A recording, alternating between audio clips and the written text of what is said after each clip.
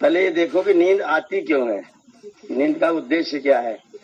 नींद एकदम से बेकार की चीज है कि इसमें कुछ अच्छाई भी है, ठीक है ना। तो उसे बताया गया है अपने यहाँ, स्वास्थ्य के 3 रास्ते हैं, स्वास्थ्य के 3 स्तंभ हैं, अर्थात 3 चीजों से व्यक्ति का स्वास्थ्य ठीक रहता है। उसमें से पहली चीज है भोजन, दूसरी चीज है नींद, और तीसरी चीज संयम। भोजन, नींद और संयम, इसका मतलब हुआ कि नींद जो है वो स्वास्थ्य के लिए बहुत बहुत आवश्यक चीज है। नींद आनी चाहिए, नींद न होगी तो व्यक्ति पागल हो जाएगा। नींद होती रिलैक्सेशन के लिए, नींद होती शरीर को चार्ज करने के लिए। जैसे कोई बैटरी दिन भर चलती रहे तो धीरे धीरे करके डिस्चार्ज हो जाती है, तो उसको बाद में फिर से चार्जिंग में लगा देते हैं। वैसे हमारा जो शरीर रूपी बैटरी है, ये भी दिन भर काम करते करते डिस्चार्ज हो जाता है, तो इसको फिर बाद में फिर से नींद में लगा करके चार्जिंग कर लेते हैं। चार्ज होकर सवेरे तक फिर से फिट हो जाता है। तो इसलिए नींद आना तो बहुत जरूरी है।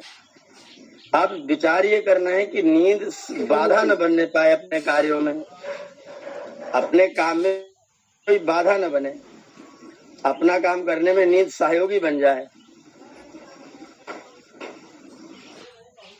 तो जब नींद हमारा सहयोग तब करेगी जब हमारा नींद पर नियंत्रण रहेगा।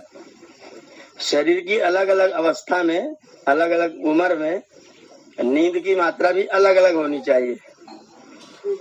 10 वर्ष से नीचे के बच्चे 8 घंटे, 9 घंटे, 10 घंटे तक सोए तो कोई बात नहीं, अच्छा है। और 10 वर्ष के ऊपर वाले अपनी नींद को धीरे धीरे कम करें। और बड़े से बड़े व्यक्ति को भी कम से कम 6 घंटा जरूर सोना चाहिए। 6 घंटे से कम अगर सोएंगे तो फिर आपके शरीर को नुकसान होगा। तो 6 घंटा तो कम से कम सोया जाए, 7 घंटा कम से कम सोया जाए। आप लोगों को 7-8 घंटा सोना ही चाहिए, तो 7 घंटा सोइए। नींद पूरी हो जाएगी तो नींद नहीं आएगी, नंबर 1। दूसरी बात यह है कि जब आप भोजन खूब कर लेते हैं ना, तो जो आपके शरीर का ब्लड सर्कुलेशन है वो उस भोजन को पचाने के लिए मेहनत करना शुरू कर देता है। तो आपके मस्तिष्क में खून जाता ही नहीं है, वो चला जाता है भोजन पचाने के लिए। जब आपके मस्तिष्क में जाता है तो उसके अंदर तेज ऊर्जा नहीं जाती है, और फिर वो क्या करता है, फिर वो सोना शुरू करता है, फिर उसे चार्ज की जरूरत पड़ जाती है। तो इसलिए अगर हम चाहते हैं कि मेरी नींद कम आए तो भोजन की मात्रा कम करिए। भोजन की मात्रा कम करेंगे तो नींद कम आएगी। भोजन कस के पेट भर के न किया जाए, पहली बात। दूसरी बात यह कि तला भुना न खाया जाए। ये जो पिज्जा, बर्गर, ब्रेड की बनी हुई चीजें, तली हुई चीजें जब हम खाते हैं तो उसको पचाने के लिए शरीर को अतिरिक्त मेहनत करनी पड़ती है, ज्यादा मेहनत करनी पड़ती है। जब शरीर ज्यादा मेहनत करता है तो फिर नींद आती है। तो इसलिए भारी भोजन कभी नहीं करना चाहिए, हल्का भोजन करना चाहिए। कच्चा, ताजा, घर का बना हुआ अपना दाल, रोटी, चावल, ऐसा भोजन करेंगे तो फिर आपको नींद आने की समस्या नहीं रहेगी, वो कम हो जाएगी। नींद जरूरी है, लेकिन ज्यादा आए तो फिर नुकसान करना शुरू कर देती है। तो उसका आलस आपको बढ़ाता है, आपका काम बिगाड़ता है। तो नींद लाइए, लेकिन उसको कंप्लीट रखिए, उसको अपने कंट्रोल में रखिए, अपने नियंत्रण में रखिए, और उतनी मात्रा में रखिए जितनी मात्रा आपको जरूरत होती है। इसके लिए पेट को कम काम दीजिए। अगर पेट को कम काम मिलेगा तो नींद आपको कम आएगी। ये तरीका है नींद से बचने का। जी, बहुत ही सुंदर प्रश्न।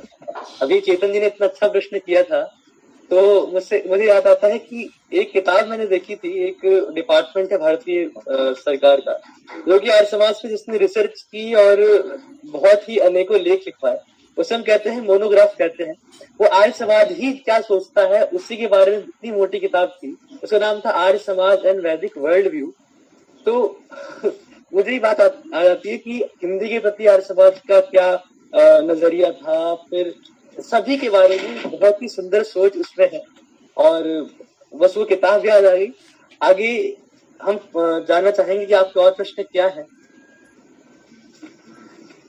अभी भैया जी ने बहुत ही अच्छा प्रश्न पूछा।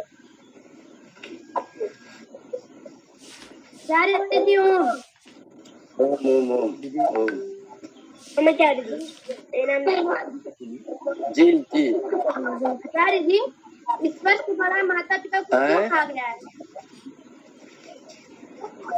ईश्वर से बड़ा माता पिता को क्यों कहा गया है? एक जने अपना माइक खोलेंगे तो बात साफ साफ आएगी। दो लोग माइक एक साथ ना खोले। क्या कह रहे हैं? स्वर्ग से बड़ा कि सबसे बड़ा? ईश्वर से बड़ा माता पिता को क्यों कहा गया है? ईश्वर से बड़ा माता पिता को अतिशयोक्ति में कहा गया है। एक अलंकार होता है अपनी बात को कहने का, उसको बोलते हैं अतिशयोक्ति। मतलब किसी चीज को बढ़ा चढ़ा के वर्णन करना। ईश्वर से बड़ा संसार में कोई नहीं हो सकता, ईश्वर सबसे बड़ा है। लेकिन जो माता पिता उसका कहा गया है वो अतिशयोक्ति में कहा गया है। इसलिए कहा गया कि बच्चे अपने माता पिता का खूब आदर किया करें, इसलिए उनको भगवान से भी बड़ा कह दिया गया। लेकिन वो यथार्थ नहीं है, वो सत्य नहीं है। सबसे बड़ा भगवान, उसके बाद दूसरे नंबर पर भगवान के बाद फिर हमारे माता पिता आते हैं, जो हमारे ऊपर हमारा ध्यान रखते हैं, हमारे ऊपर कृपा करते हैं। तो परमात्मा से बड़ा दुनिया में कोई नहीं हो सकता है। जो माता पिता को उससे बड़ा बताया गया है उसका कारण केवल अतिशयोक्ति है, जिससे बच्चे अपने माता पिता का आदर करें। इसके अलावा कोई कारण नहीं है।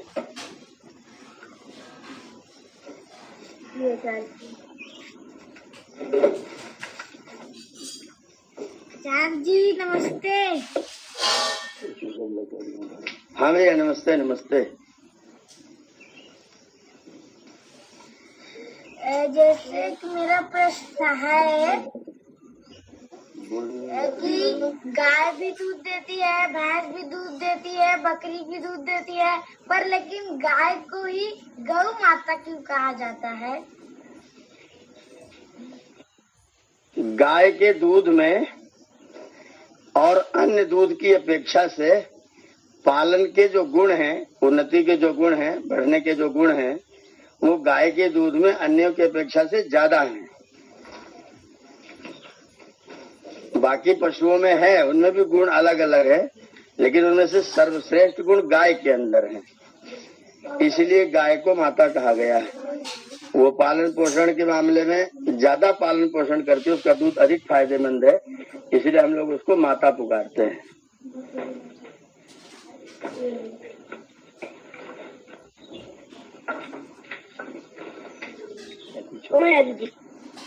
जी जी ओम ओम ओम। मेरा नाम देवांश।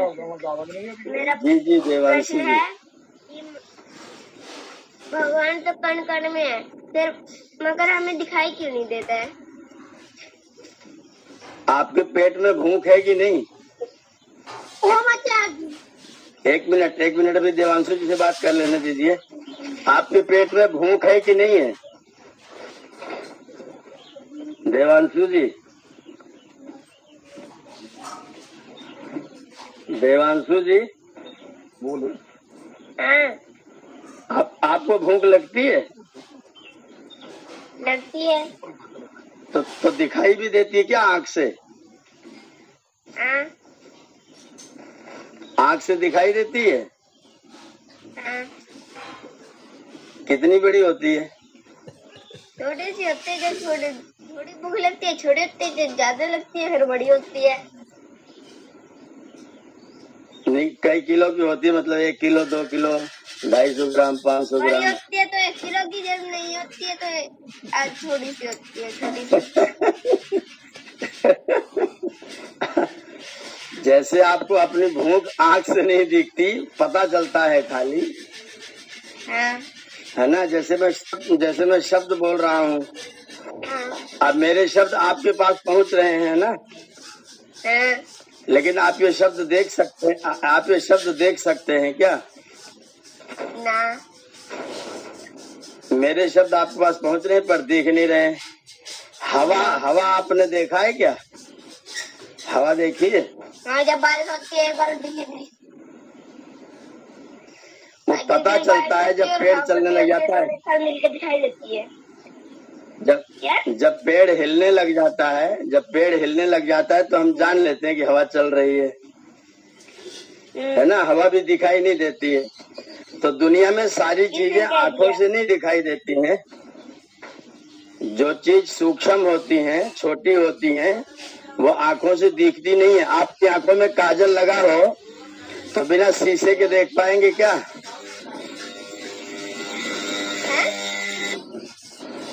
आपकी आंखों में काजल लगा हो तो बिना शीशे के देख लेंगे? नहीं। तो आपकी आंखों के पास है फिर भी आप उसे नहीं देख पाते, शीशा लाना पड़ता है। ऐसे ही कुछ चीजें संसार में होती हैं लेकिन वो आंखों से नहीं दिखती, क्योंकि आंखों की एक सीमा है। कैसे जाना जैसे जाएगा? कैमरे से आप कैसे जाना जाएगा? हाँ, ये बहुत अच्छा प्रश्न है। हाँ, ये बहुत अच्छा प्रश्न है कि उसको जाना कैसे जाएगा। कभी अगर आपकी किताब खो जाती है, किसी दिन कहीं पढ़ते पढ़ते रख देते हैं, तो सवेरे मम्मी से पूछते हैं मेरी किताब कहाँ है, तो मम्मी कहती है कि मैं तो नहीं जानती। तो आप क्या कहते हो? किताब अपने आप थोड़ी चली जाएगी कहीं पर, किताब को कोई न कोई ले गया होगा। तो किताब को कोई न कोई ले गया होगा, इसका मतलब किताब अपने आप नहीं चल सकती, आप ये जानते हैं। तो जब एक किताब नहीं चल सकती, इतनी बड़ी धरती कैसे चलती होगी बिना किसी के चलाए? जब एक किताब अपने आप कहीं नहीं जा सकती, आपका कलम अपने आप कहीं नहीं जा सकता, तो इतनी बड़ी धरती बिना चलाए कैसे जा सकती है? इसका मतलब कोई न कोई चलाने वाला होगा। जैसे आपकी किताब को कोई न कोई ले जाने वाला होगा, वैसे आपको इस धरती को कोई न कोई चलाने वाला होगा। तो इस तर्क के आधार पर, इस दलील के आधार पर हम लोग ईश्वर को जानते हैं कि धरती चल रही है, सूरज चमक रहा है, चंद्रमा चमक रहा है, तारे नक्षत्र सब चमक रहे हैं, तो इनका कोई न कोई तो बनाने चलाने वाला होगा। ऐसे करके ईश्वर का पता चलता है।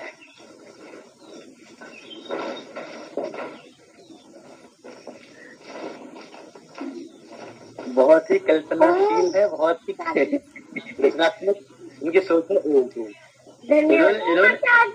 ये बहुत बड़े वैज्ञानिक ने अपने भूख को भी तोड़ रखा है कि 1 किलो की होती है।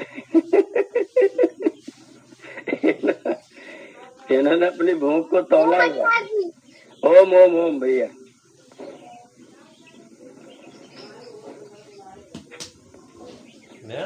ओम जी। भूख क्यों आती है? मेरा नाम है? गुस्सा मतलब क्या आता है? गुस्सा क्यों आता है? गुस्सा। गुस्सा। हाँ, बहुत अच्छा है। गुस्सा इसलिए आता है कि जो हम चाहते हैं वो हमें नहीं मिलता है, जो हम करना चाहते हैं वो हम कर नहीं पाते हैं। हम अपना सम्मान चाहते हैं, लोग हमारा अपमान कर देते हैं। हम चाहते हैं सब लोग मेरा स्वागत करें, मेरा सम्मान करें, और लोग मेरा सम्मान स्वागत करते नहीं हैं, तो फिर मुझे गुस्सा आता है। जो चाहो वो न मिले तो गुस्सा आता है। इसका मतलब गुस्से का मेन कारण है चाहना। चाहो ही मत, कोई गुस्सा ही नहीं। कृष्ण भगवान ने गीता में लिखा है, ध्यायतो विषयान् पुंसा संगस्तेषु उपजायते, संगात संजायते कामा, कामात क्रोधो विजायते। तो जब हम किसी चीज को बार बार सोचते हैं तो उसको प्राप्त करने की, पाने की मेरी इच्छा हो जाती है, और जब पा नहीं पाते हैं तब फिर गुस्सा आता है। तो अगर गुस्से से बचना है तो पाना चाहना ही छोड़ दो। चाहना छोड़ देंगे तो गुस्सा नहीं आएगा, चाहेंगे तो गुस्सा आएगा। ओम आचार्य जी, मेरे एक और प्रश्न है जी। क्रोध के ऊपर नियंत्रण कैसे किया जाता है? पानी में शहद मिलाकर। हेलो, क्या कह रहे हैं देवांशु जी? क्रोध के ऊपर नियंत्रण कैसे किया जाता है? क्रोध के ऊपर, जैसे आपकी गाड़ी, साइकिल चलाते हो ना, हाँ, तो साइकिल चलाते हो तो साइकिल अगर तेज चलने लग जाए, सामने से कोई आ जाए तो क्या करते हो? ब्रेक मारते हो। हाँ, आपका जो क्रोध है ना वो भी आपकी गाड़ी का तेज चलना है, तो उसको रोकना हो तो क्या करना चाहिए? ब्रेक मारना चाहिए। और ब्रेक क्या होता है? ज्ञान का ब्रेक होता है, ज्ञान का। तो क्रोध को ज्ञान का ब्रेक लगा करके रोका जा सकता है। अच्छा, ये कहाँ ज्ञान मिलेगा? का है, ये कहाँ मिलेगा ज्ञान? ये आपको आपके बाबा से मिलेगा और मुझसे मिलेगा। अच्छा, आपके बाबा आपको देंगे और मैं भी दे दूंगा। ये ज्ञान लेकर के आप जब जब क्रोध आए तो तुरंत अपने ज्ञान का ब्रेक मार दो। जैसे फिर दे दो अभी। है? दे दो। तो दे तो रहे, ये तो ज्ञानी तो दे रहे हैं। पर अभी गुस्सा ये आएगा। जो अभी नहीं, गुस्सा आएगा तो तुरंत ब्रेक मार देना। साइकिल तो तेज जाएगी जब चलाओगे, तो जब भी गाड़ी चलाओगे तेज तो होगी, जब चले तब तुरंत ब्रेक मार दो। आपके पास एक बार ब्रेक मार के हमेशा थोड़ी काम चलता रहता है, ब्रेक बार बार मारना पड़ता है। ऐसे ही जब जब आपको गुस्सा है तुरंत ब्रेक मार दो अपने ज्ञान का। नहीं, गुस्सा नहीं करना चाहिए। अभी आचार्य जी ने मना किया था, क्रोध करने से नुकसान होता है। अगर आप क्रोध करते हो ना तो आपका जो खून है ना लाल रंग वाला, वो लाल रंग वाला खून जल करके काले रंग का हो जाता है। अच्छा, तो जब क्रोध करते हैं, जब गुस्सा, अगर ज्यादा दिन लगातार गुस्सा करो तो आदमी को कैंसर हो जाता है। अच्छा, अगर व्यक्ति बहुत गुस्सा करेगा, बार बार गुस्सा करेगा ना, उसको कैंसर हो जाता है, पूरा खून खराब हो जाता है। तो इसलिए क्रोध करने से अपना नुकसान होता है। तो मैं अपना नुकसान क्यों करूंगा? अगर मेरे ज्ञान है तो अपना नुकसान क्यों करूंगा? तो इसलिए जब भी क्रोध आएगा मैं तुरंत ब्रेक मारूंगा, अपना नुकसान नहीं करने दूंगा।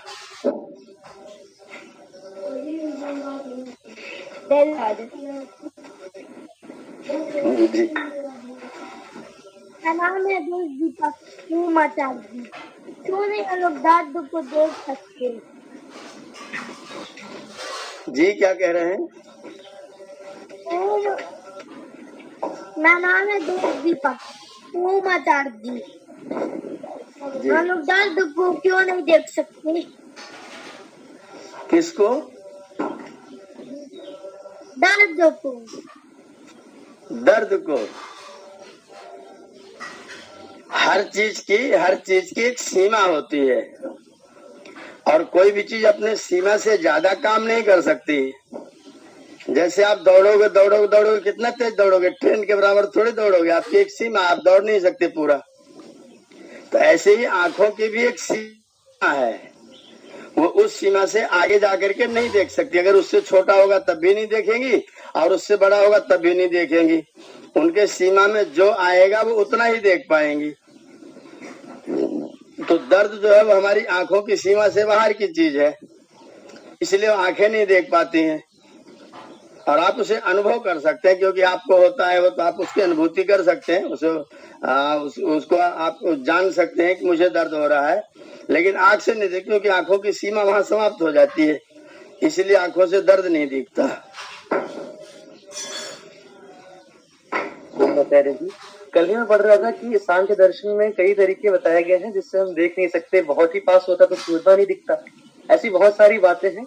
तो आइए अगला प्रश्न उठाते हैं। अगर इसी विषय पर चर्चा करनी हो तो बताइए, नहीं तो फिर अगला प्रश्न लेते हैं। ओम।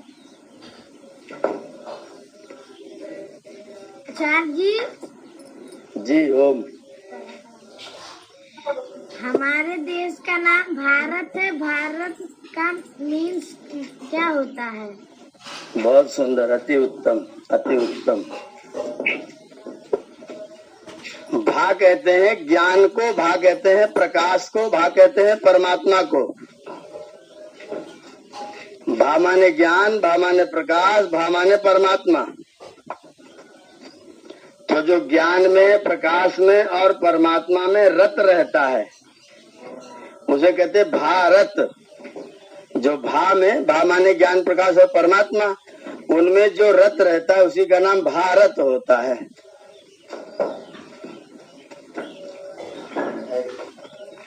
धन्यवाद। गुरु गुरुजी जी ओम। हाँ जी, लीलावती का क्या अर्थ होता है? लीलावती? लीला कहते हैं आश्चर्यजनक कार्य को। जी जो आश्चर्यजनक कार्य होता है उसको कहते हैं लीला।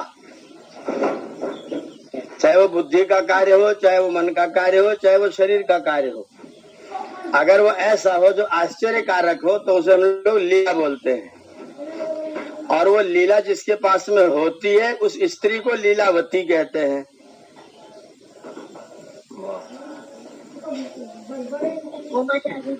आश्चर्यजनक कार्य करने वाली लीलावती।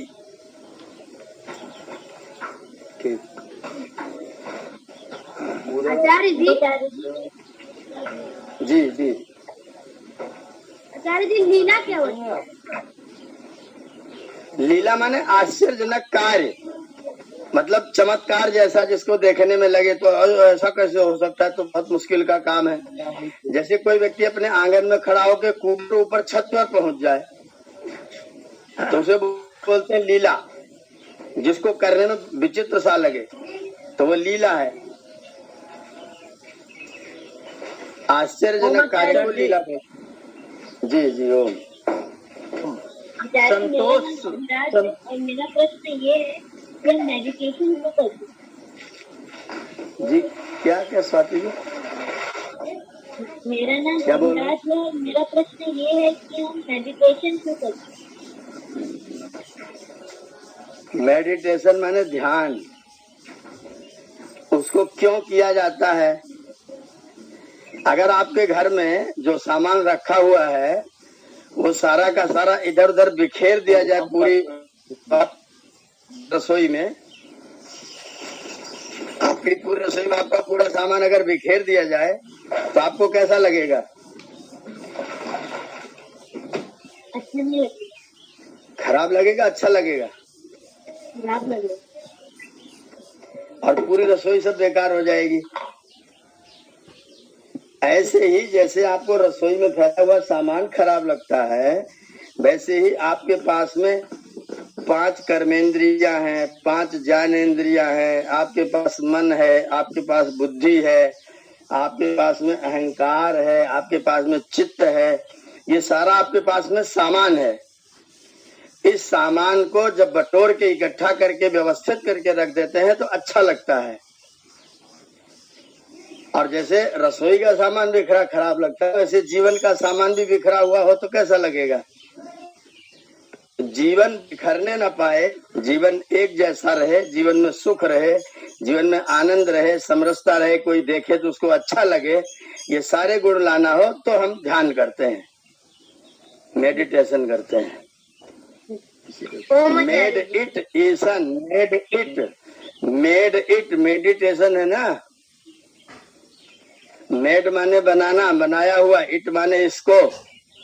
तो जिसको जिसको जिसको करके व्यक्ति अपने को ठीक बनाता है वो मेडिटेशन है। ओम आचार्य जी, जी ओम ओम। मेरे बाद एक सवाल है मेरा कि वेद का अर्थ क्या होता है? वेद व्रत है।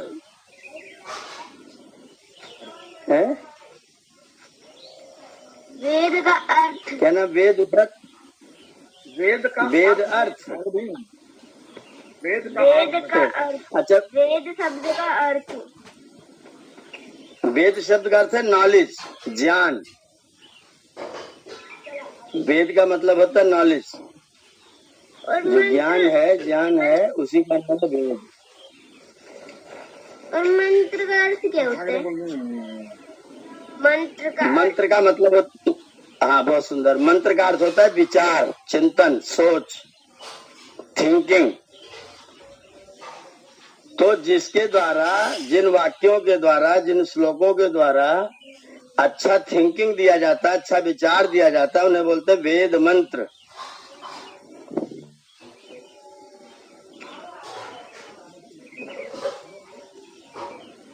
धन्यवाद।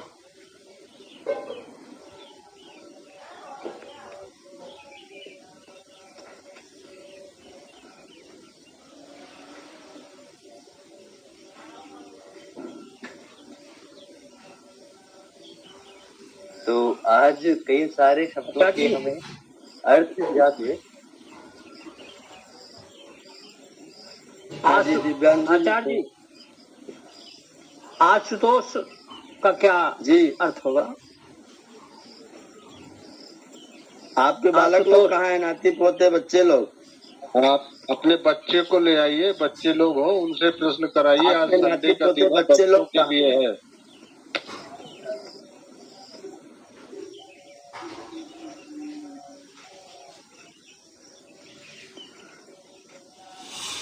बालक लोग प्रश्न करें, बालक लोग।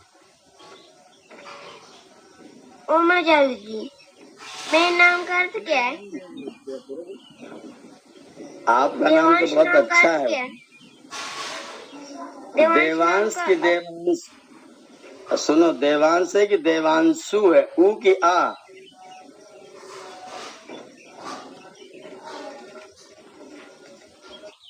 आपका नाम देवांशु है कि देवांश है?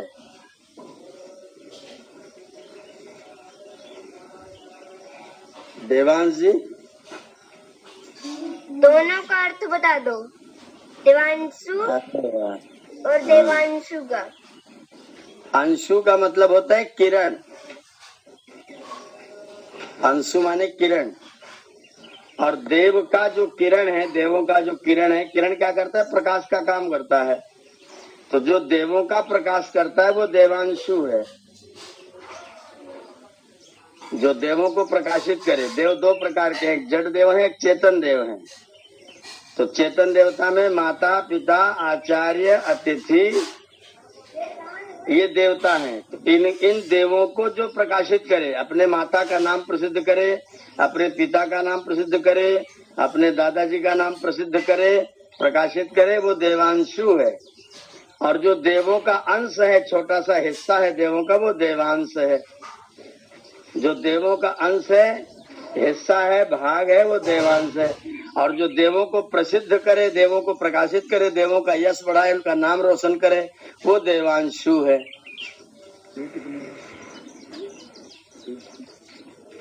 देव कितने? देव है दो प्रकार के मैंने बताया, एक तो जड़ देव, एक तो चेतन देव। चेतन देव है 5, चेतन देवता है 5 और जड़ देवता है 33।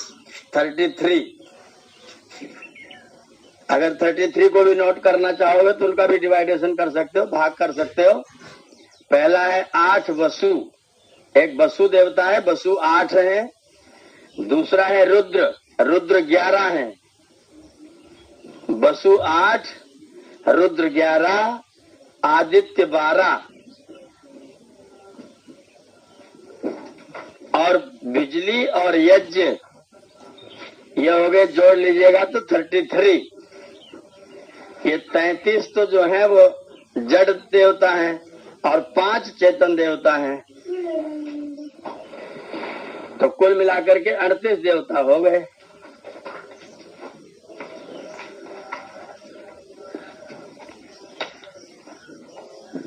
ओम आचार्य जी। जी धन्यवाद।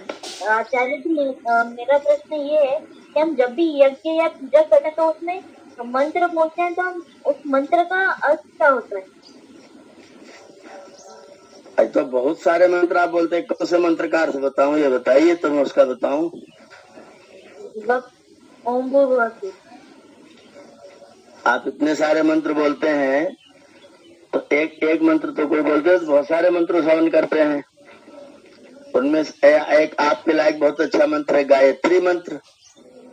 गायत्री में हम लोग परमात्मा से प्रार्थना करते हैं कि धियो यो नः प्रचोदयात्, हे परमात्मा आप हमारी बुद्धि को अच्छे रास्ते पर ले चलो। परमात्मा के 4 नाम बताए इसमें, ओम भू, ओम भुवा, ओम स्वा, ओम ओम। एक ओम और 3 भूर्भुवः स्वः, तो कितने हो गए? 4 नाम हो गए। और फिर प्रार्थना किया कि आपका ये जो चारों नाम वाला अर्थ है, उस अर्थ को मैं अपने जीवन में धारण करता हूँ। और जीवन में धारण इसलिए करता हूँ जिससे आप मेरी बुद्धि को अच्छे रास्ते पर चलाओ। ये गायत्री मंत्र का अर्थ है। एका पर तो विश्वान देव सवितर दुरितानि परासुव।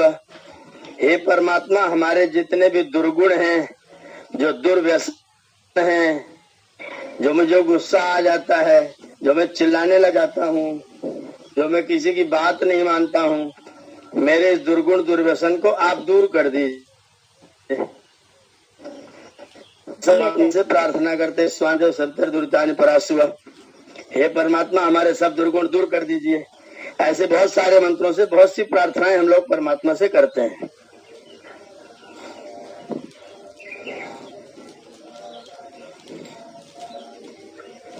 आचार्य जी, ओम आचार्य जी, जी जी, हम यज्ञ क्यों करते ओम हैं? ओम। यज्ञ हैं? यज्ञ हम क्यों करते हैं? यज्ञ करते हैं, यज्ञ करते हैं देवताओं को भोजन कराने के लिए। जो हमारे जड़ देवता हैं, जितने मैंने 33 बताए थे, इन सब देवों को हम यज्ञ के द्वारा भोजन कराते हैं। अगर हम इनको भोजन नहीं कराएंगे तो ये कमजोर हो जाएंगे। जब ये कमजोर हो जाएंगे तो फिर हमारा फायदा कम हो जाएगा। ये हमें फायदा देते रहे, इसलिए हम लोग यज्ञ करके इनको मजबूत बनाते रहते हैं, इनकी शक्ति बढ़ाते रहते हैं। भगवान सामग्री तो खाते हैं। देवों की शक्ति बढ़ाने के लिए हम लोग यज्ञ करते हैं। देव भगवान सामग्री खाते हैं। सामग्री खाते हैं, घी खाते हैं, मेवा खाते हैं, आप जो खीर बना के खिलाते हो वो खाते हैं, सब उत्तम सामान खाते हैं, बढ़िया बढ़िया। सामग्री में 4 प्रकार का सामान होता है। एक तो दवाइयाँ होती हैं, एक मिठाइयाँ होती हैं, एक दवाई, एक मिठाई, एक बल बढ़ाने वाला, एक सुगंधी फैलाने वाला। 4 प्रकार का सामान सामग्री में होता है। तो जिससे देवता लोगों का बल बढ़े, वातावरण पूरा का पूरा सुगंधित हो जाए, और उनकी अगर कोई गड़बड़ी है कहीं तो दवा डालते हैं, उसके द्वारा वो स्वस्थ हो जाए, ठीक हो जाए, और उनका बल बढ़ा रहे, मजबूत हो जाए वो। इसलिए 4 प्रकार की सामग्री होती है। इसको चाहे तो नोट कर सकते हैं, बहुत अच्छी बात आपने पूछी है। सामग्री 4 प्रकार की होती है। नंबर 1 दवाई, नंबर 2 मिठाई, नंबर 3 बलवान बनाने वाला, और नंबर 4 सुगंधी फैलाने वाला। ये 4 प्रकार का भोजन देवता लोग करते हैं। धन्यवाद। जी जी जी जी बेटा जी। खेलना जरूरी है। बैट बॉल खेलना, अगर आपकी साइकिल जो है वो कई दिन तक चुपचाप रखी रहे, चलाई न जाए, तो खराब होगी कि ठीक रहेगी? खराब होगी। हाँ, तो ऐसी आपकी जो आपका जो बॉडी है ना, शरीर है, ये भी एक साइकिल है। अगर इसको नहीं चलाएंगे तो खराब हो जाएगी। तो ये चलती रहे, इसके लिए हम लोग खेल खेलते हैं, व्यायाम करते हैं, प्राणायाम करते हैं। खेल खेल करके, मान जैसे आप अपनी साइकिल चला के ठीक करते हो, वैसे हम अपने शरीर रूपी साइकिल को भी चला करके ठीक करते हैं। इसलिए खेलना चाहिए। नहीं खेलेंगे तो फिर ठीक नहीं चलेगा, ठीक से रहेगा नहीं, अस्वस्थ हो जाएगा, बीमार हो जाएगा। जी आचार्य जी, आचार्य जी नमस्ते। नमस्ते आचार्य जी। जी नमस्ते। मेरा प्रश्न ये है कि टाइम ट्रेवल हम लोग कर सकते हैं कि नहीं? क्यों नहीं कर सकते हैं? बिल्कुल सकते हैं। नहीं, जैसे पास्ट में जो चीज मतलब घट चुकी है, उसको हम लोग जाके फिर सही कर सकते हैं कि नहीं? नहीं नहीं नहीं, जो घट चुका उसको आप नहीं सही कर सकते, आगे आने वाली चीज को ही सही कर सकते हैं। जो आगे आने वाला वो सही कर सकते, या फिर जो इस समय चल रहा है वो सही कर सकते। जो बीत गया उसको आप कुछ नहीं कर सकते, उसमें तो हो गया तो हो गया। जो हो गया वो ठीक नहीं हो सकता है। जी धन्यवाद। नमस्ते आचार्य जी। आचार्य जी, ओम ओम ओम। आचार्य जी, मेरा प्रश्न ये है, जैसे जो ज्योतिष विज्ञान के आधार पे हमें भविष्य बताया जाता है, और उसके आधार पे हम अपने जीवन को आगे घटने वाली घटनाओं को से बचा जा सकता है, या ज्योतिष एक विज्ञान है, या वैसे ही एक ज्योतिष पे थोड़ा सा हमें गाइडेंस दीजिए। ज्योतिष एक बहुत बड़ा विज्ञान है, इसका नाम है खगोल विज्ञान। ये खगोल विज्ञान जो है वो सूर्य, चंद्र, तारे, नक्षत्र, धरती इत्यादि की जो गति है, उस गति को ठीक करने के लिए हमको पढ़ाया जाता है, और उसी के लिए ऋषियों ने इसको बनाया हुआ है। अब बीच में आकर के कुछ समय के बाद में, अभी कुछ समय पहले, एक ज्योतिष का एक दूसरा विभाग निकाल दिया गया जो फलित विभाग है, जो उसमें भविष्य बताने लग गया। तो जो भविष्य बताते हैं लोग, आप उनसे कि अगर हम आपके कथनानुसार बात मान ले तो क्या जो आने वाला दुख है मेरा टल जाएगा? तब वो कहते हैं कि भाग्य पर किसी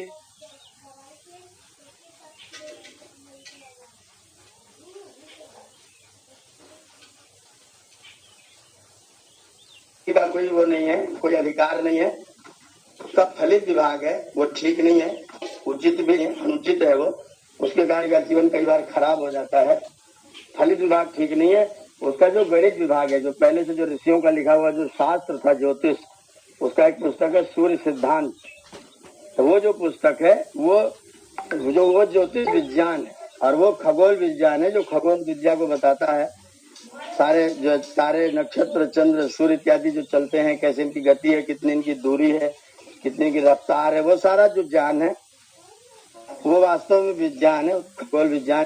लेकिन फलित वाला जो विभाग है उसका कोई विज्ञान नहीं है, और वो नुकसानदायक है, उसका लाभ कुछ भी नहीं है। उससे व्यक्ति भ्रम में पड़ता है, कई बार अपने कर्तव्य के पालन करने से चूक जाता है। वो कहने लग जाता है जो भाग्य में लिखा और तो कुछ हो ही नहीं सकता है, वो भाग्यवादी हो जाता है, फिर आलसी हो जाता है। आज के सबसे आधुनिक जो भूगोल पढ़ाया जाता है वो हमारा ज्योतिष है। नहीं, भूगोल नहीं, खगोल। भूगोल तो धरती है, भूगोल तो धरती के बारे में सीमित है।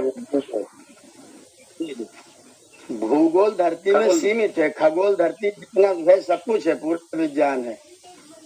जी जी, मतलब उसकी शाखा को शाखा में विसंगति, उसको स्पेस साइंस बोलते हैं लोग। हाँ, स्पेस साइंस।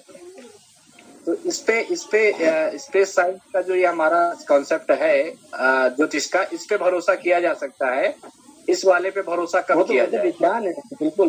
फलित वाले पर भरोसा करके अपने किसी कार्य को रोकना बंद करना चाहिए ही नहीं, तो बहुत नुकसानदायक है। आचार्य जी ओम। जी ओम ओम। जी, महाभारत में दिखाया गया है कि जो द्रौपदी थी वो यज्ञ से पैदा हुई थी, तो ये कैसे हो सकता है कि मतलब कोई यज्ञ से पैदा हो सकता है? हम सब लोग यज्ञ से ही पैदा होते हैं, बिना यज्ञ की कोई पैदा हो ही नहीं सकता है। यज्ञ का मतलब होता है संगतिकरण। संगतिकरण माने मिलना, संयोग होना। तो हमारा जो शरीर बना है वो तो संयोग से ही बना है, संयोग नहीं होगा तो शरीर कैसे बनेगा? जो उन्होंने दिखाया उसका रूप करके कि अग्नि जला करके उसके अंदर से निकाल दिया है, वो उनका दिखा ठीक नहीं है। लेकिन जो बात कही गई है, दरअसल महाभारत में तो बात कही गई है, उस बात को इन लोगों ने प्रैक्टिकल किया। अब उस प्रैक्टिकल में जो शब्द था उसके अर्थ को ठीक व्यवहार नहीं किया। वो सोचते यज्ञ माने हवन कुंड, यज्ञ माने हवन कुंड, तो फिर हवन कुंड में से किसी व्यक्ति को पैदा हुआ दिखा दिया। भगवान श्री राम यज्ञ से पैदा हुए, हम सब लोग यज्ञ से पैदा होते हैं। संसार में कोई व्यक्ति, कोई वस्तु बनती ही बिना यज्ञ के तो कुछ बनता ही नहीं है। यज्ञ का मतलब संयोग, मिलाना। तो बिना मिलावट के, बिना मिलाए कोई चीज तो बन ही नहीं सकती है। जब भी मिलान होगा, जब भी निर्माण होगा तो संयोग से ही होगा। यज्ञ माने संयोग, तो द्रौपदी का संयोग से जन्म हुआ, क्या संकट है? उन लोगों ने यज्ञ माने हवन कुंड दिखा दिया, हवन कुंड में से द्रौपदी निकाल दी। ये दिखाना गलत हुआ है, बात ठीक है। जी अच्छा जी, धन्यवाद। आचार्य जी पेड़ सूखते रहते हैं जल्दी।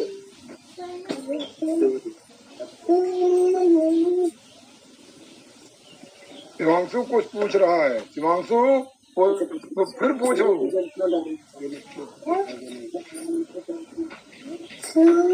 राधे श्याम जी आप बोल दीजिए।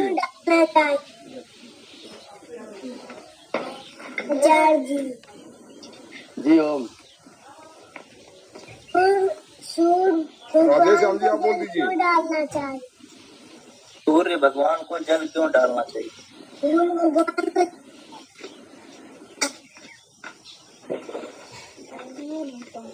इस पर हम लोग चर्चा कर चुके हैं। सूर्य भगवान पर जल डालने का कोई मतलब नहीं है। सूर्य भगवान पर जल कोई डाल भी नहीं सकता है। सूर्य भगवान पर कैसे जल डालेंगे? वहां तक तो कोई पहुंच ही नहीं सकता है। आप वृक्षों में जल डालिए, पेड़ों में जल डालिए, पेड़ों पर जल डालने का फायदा होता है? दूर से डालते। हाँ तो दूर से डालते, लेकिन वहां तक पहुंचा नहीं पाते हैं। वो डालते अपने लिए हैं, अपने आंखों के ऊपर से जल को डाल करके, और उस जल के अंदर से सूर्य को देखते हैं। उससे अपनी आंखों को स्वास्थ्य मिलता है, आंखें ठीक होती हैं। उससे जो रंग उससे निकलते हैं, सूरज में 7 प्रकार के रंग होते हैं। तो जो रंग होते हैं वो पानी से रंग को देखने पर आंखों की ज्योति ठीक होती है। इसीलिए लोगों ने व्यवस्था बनाई है कि सूर्य के सामने अपने सूर्य को अर्घ्य देना चाहिए, सूर्य को जल देना चाहिए। वो सूर्य के लिए नहीं होता, वो अपने लिए होता है, अपने स्वास्थ्य के लिए होता है। वो एक चिकित्सा की पद्धति है, अपना रोग ठीक करने की पद्धति है, जिससे अपनी आंखें स्वस्थ रहे और उनकी नजर ठीक ठाक रहे।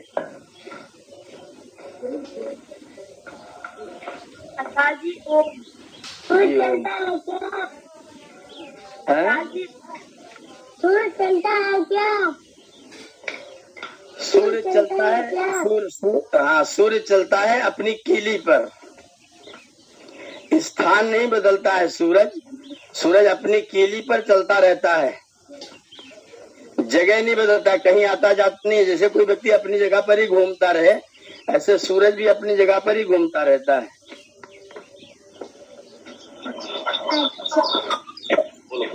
आचार्य जी ओम। ओम ओम। मेरा नाम उत्कर्ष है।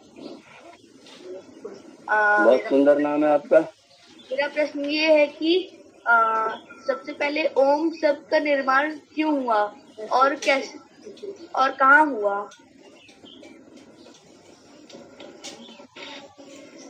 ओम शब्द का निर्माण परमात्मा के ज्ञान में हुआ। सबसे पहले परमात्मा के ज्ञान में हुआ, फिर परमात्मा ने हमको जनाने के लिए ओम शब्द को वेद में लिखा।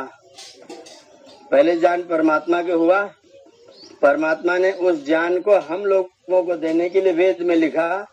फिर वेद से हम लोगों को पता चला कि ओम यह परमात्मा का नाम है, और ओम का नाम का हम लोग स्मरण करें, उसका जप करें, तो ओम के जो गुण हैं, जो परमात्मा के गुण हैं, वो हमारे जीवन में आ जाते हैं। परमात्मा के गुण जो हमारे जीवन में आते हैं तो हमारा जीवन अच्छा बन जाता है, क्योंकि परमात्मा बहुत गुणी है, उसके अनंत गुण हैं। तो उसके गुणों को प्राप्त करके हम लोगों का जीवन भी ठीक हो जाए, इसलिए हम लोग परमात्मा का नाम ओम जानते हैं, और परमात्मा ने ही वेद के माध्यम से इस नाम को हम लोगों को बताया हुआ है। धन्यवाद आचार्य जी। ओम। आचार्य जी, भाग्य का अर्थ क्या होता है? भाग्य का मतलब होता है सेवन करने के लायक। जो मैंने काम किया है, उस काम का जो हिस्सा मेरे लिए प्राप्त होने के लायक है, उसका नाम है भाग्य। जो काम करते हैं, उस काम का जो हिस्सा आपके सेवन करने के लायक आपको मिलने वाला है, उसी का नाम है भाग्य।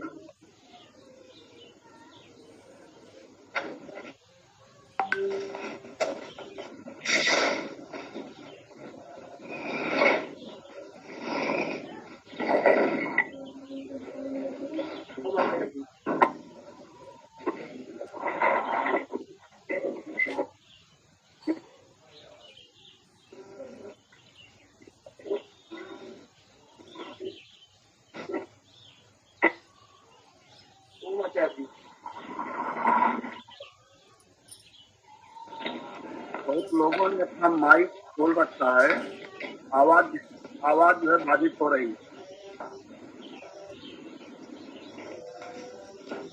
जो बोले वही माइक खोले, जो ना जिनको नहीं बोलना हो अपना माइक थोड़ी देर बंद रखें।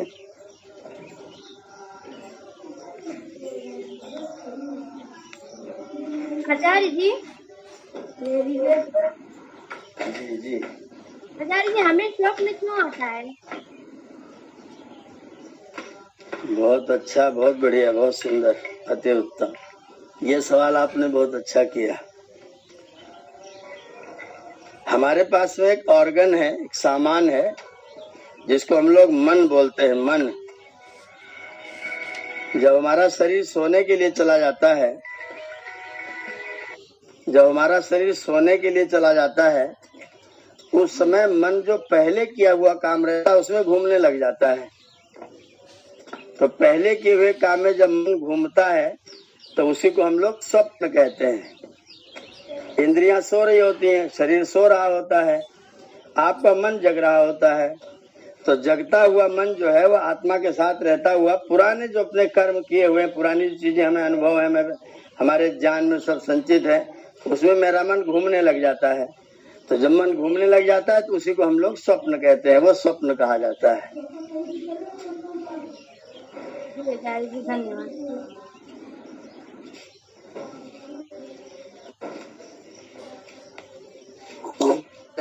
आचार्य जी नमस्ते।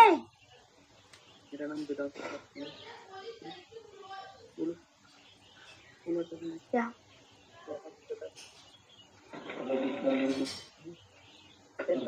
आचार्य जी नमस्ते।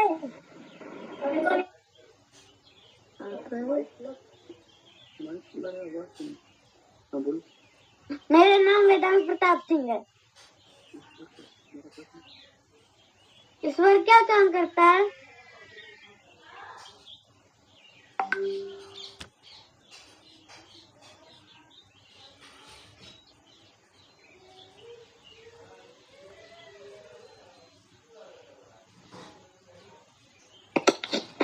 लगता है आचार्य जी का नेटवर्क काम नहीं कर रहा है।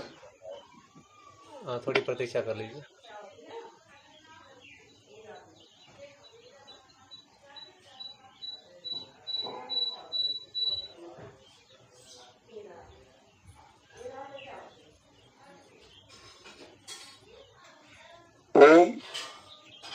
ओम थोड़ी प्रतीक्षा कीजिए। नेटवर्क में जी आचार्य, आप प्रश्न का जवाब दे दीजिए। ईश्वर क्या करता है? क्या प्रश्न है? पुनः हाँ वही बात। हाँ ओम प्रश्न। ईश्वर जो है सृष्टि की उत्पत्ति करता है और पालन करता है, फिर संहार करता है। मुख्य काम उसके यही है। ओम आचार्य जी भी आ गए। सृष्टि का निर्माण करना, पालन करना और संहार करना ईश्वर के कार्य हैं। जी आचार्य जी जी ईश्वर क्या करता है, ये प्रश्न है। जी जी क्या प्रश्न है? ईश्वर क्या करता है? तो बता तो दिया आचार्य जी ने, 3 काम उसके हैं। चौथा काम उसका है जीवों के कर्म फल की व्यवस्था करना, न्याय करना। वो न्यायाधीश है, निर्माण करता है, पालन करता है, संहार करता है और जो जैसा करता है उसको वैसा फल प्रदान करता है न्याय पूर्वक। ये ईश्वर का काम है। और दूसरी बात सुनिए, जो काम, जिस काम को करता हुआ कोई व्यक्ति न दिखाई पड़े, जिस काम को करता हुआ कोई व्यक्ति न दिखाई पड़े, वो सब काम ईश्वर के हैं। जैसे भोजन करते समय आप अपने हाथ से भोजन मुख में डालते हैं, ये तो आप कर रहे हैं। उसके बाद में फिर पेट में क्या क्या होता है, रस बनता है, रक्त बनता है, मांस बनता है, मज्जा बनता है, हड्डी बनती है, शुक्र बनता है, ओज बनता है, एनर्जी, आपकी पावर बनती है, शक्ति बनता है। ये सब काम तो कोई नहीं करता, हम लोग भी नहीं करते, हम तो खा के चल पड़ते हैं। तो बाकी आगे वाला काम कौन करता है? वो ईश्वर का काम है। खेत में किसान लोग अपना बीज फेंक आते हैं, वो बोते नहीं है, बीज को फेंक आते हैं और फेंक करके ऊपर से मिट्टी डाल के चले जाते हैं। अब उस बीज को नीचे से, जमीन में से ऊपर की ओर को लाने का काम वो ईश्वर का है। सूर्य चमकता है, और उसको चमकाने वाला कोई दिखाई नहीं देता है, तो चमकाने का काम वो ईश्वर का है। जिस काम को करता हुआ कोई व्यक्ति ना दिखाई पड़े वो सब काम ईश्वर के हैं, ये परिभाषा जान लेना चाहिए। फूल निकल रहा है, फल निकल रहे हैं, पत्तियां निकल रही, पेड़ बढ़ रहा है, बीज उग रहा है, हम लोगों का कर्मफल हो रहा है, कोई आ रहा है, कोई जा रहा है, किसी की मृत्यु हो रही है, किसी का निधन हो रहा है, कोई व्यक्ति पैदा हो रहा है। माँ के पेट के अंदर परमात्मा बैठा बैठा आंख, नाक, कान और 72 करोड़ 72 लाख नस नाड़ियां शरीर में बना के रख देता है अंदर अंदर। हमें पता भी नहीं है, माता जी को पता भी नहीं कि मेरी बेटी होगी कि बेटा होगा, और परमात्मा अंदर अंदर सब कुछ बना के तैयार करके कंप्लीट करके दे देता है। ये सब काम परमात्मा के हैं। आचार्य जी एक काम और करता है शायद जी, ये 4 वेदों का ज्ञान भी ईश्वर ही देता है। हाँ बिल्कुल ठीक है, बिल्कुल ठीक है, बिल्कुल ठीक है। अगर वो ज्ञान न देता तो कर्मफल की व्यवस्था कर ही नहीं सकता। अगर आपने मुझे बताया नहीं कि आपको कैसा करना है तो आप मेरे को कर्मफल का दंड कैसे दे कैसे सकते हैं? इसलिए न्याय करने के अंतर्गत वो भी समाहित है, और उसको अलग से हम कर सकते हैं, उसको अलग से डिवाइड कर सकते हैं कि परमात्मा हम लोगों को वेद का ज्ञान भी प्रदान करता है और वो न्याय करता है। तो बिना संविधान के क्या न्याय करेगा? संविधान देगा नहीं, न्याय करने लग जाएगा। तो इसलिए पहले संविधान देता है, उसके अनुसार जो नहीं चलता है उसको फिर दंडित करता है। तो न्याय करने में संविधान देना भी शामिल है। ये जो आपने काम बताए कि जो हमको नहीं दिखाई देते उसके बाद भी जो काम होता रहता है वो काम मतलब ये पालन वाली स्थिति के अंतर्गत आएंगे ना? हाँ जी बिल्कुल बिल्कुल बिल्कुल, सब पालन के अंतर्गत आएंगे। निर्माण में भी आएंगे, जैसे गर्भ के अंदर निर्माण हो रहा है बच्चे का, तो निर्माण में भी आएगा, और बाकी जो पैदा हो गया उसके बाद फिर पालन में भी आएगा। जी भानु जी बच्चे बन गए हैं। बच्चा भी बैठा है बगल में ही। ऐसा मत करिए, अतिक्रमण नहीं। आइए आचार्य जी, मेरा प्रश्न है जी कि नीम की दतवन में तीखी होती है और गन्ना मीठा होता है और मिर्ची भी तीखी होती है, लेकिन सब एक ही मिट्टी से तो पैदा हुए हैं, पर सब लोग अलग अलग कैसे हो गए? हाँ बहुत सुंदर, तो बहुत वैज्ञानिक सवाल है। जो संसार बना है ना, इस संसार में 3 चीजें मिली हुई है। पहली चीज का नाम है सत्व, दूसरी चीज का नाम है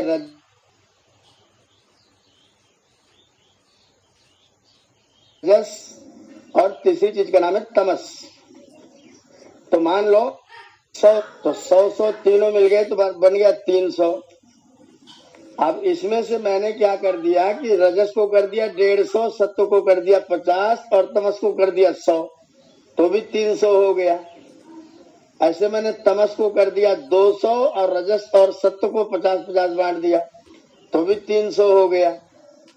ऐसे करके जैसे 100 मिला के 300 हो रहा था तीनों का गुण, तो उनमें जब घटोत्तरी मात्रा घटा बढ़ा दी जाती है उसके कारण से अनेक वस्तुएं अनेक गुण वाली बन जाती हैं।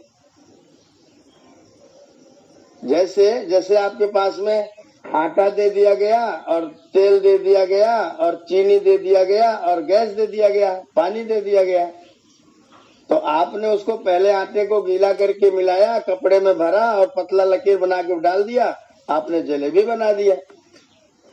उसी आटे को थोड़ा पानी कम डाला और चीनी बराबर डाल दिया, तो उसको हमने शक्करपारा बना दिया। उसी आटे को भून करके मैंने 4-5 गुना पानी डाल दिया, पका दिया, अब वो हलवा बन गया।